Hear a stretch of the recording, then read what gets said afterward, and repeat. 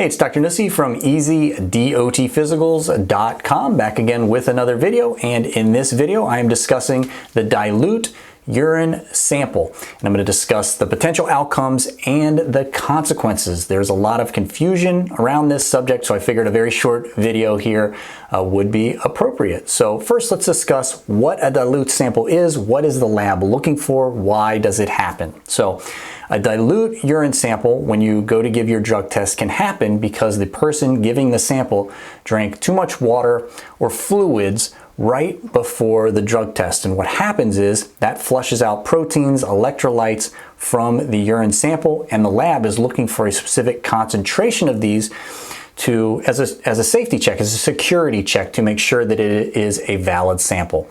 Now, just because you have a dilute sample, that does not mean that you intentionally tried to flush out the metabolites from your system.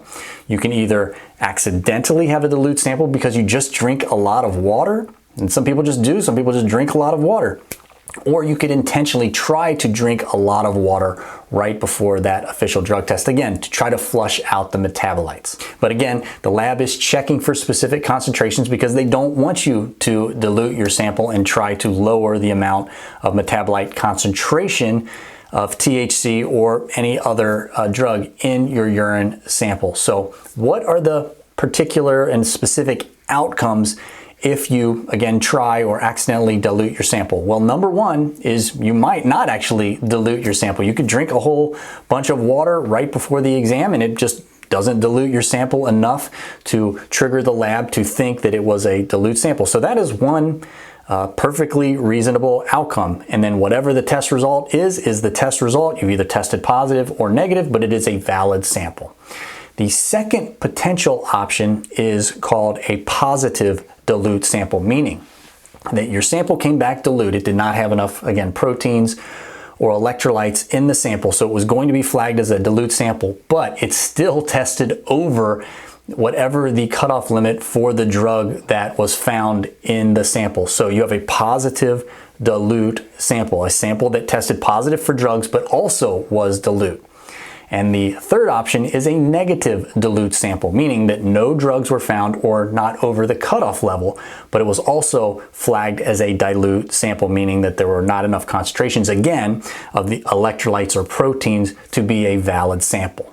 All right, so what are the consequences for each of these three outcomes? Well, obviously, the first outcome, your sample is actually not dilute, even if you drank a lot of water right before the exam, and that specimen is valid. You just deal with whatever the consequences are. You've either tested positive or you've tested negative. Now, for a positive dilute sample, it does not matter if the sample is dilute because you tested over the cutoff limit for whatever drug. It is a positive and valid sample, and you will deal with the unfortunate consequences of having a positive drug test. Third is the negative dilute sample, and this is where it gets a little bit confusing. A negative dilute sample is not a positive test, but it raises suspicion.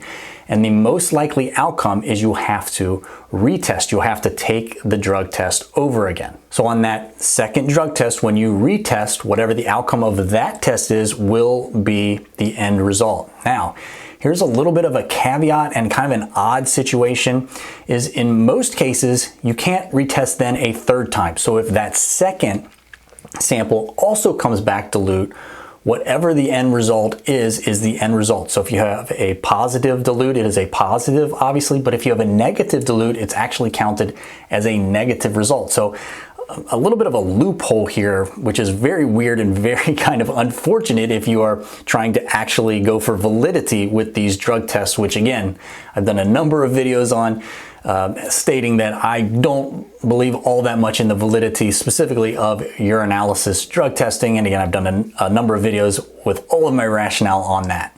All right, so quick, simple, and to the point, check in the description box of this video for our preferred home drug tests and our free masterclass so you're best prepared to pass an upcoming drug test. Until next time, everybody, stay safe.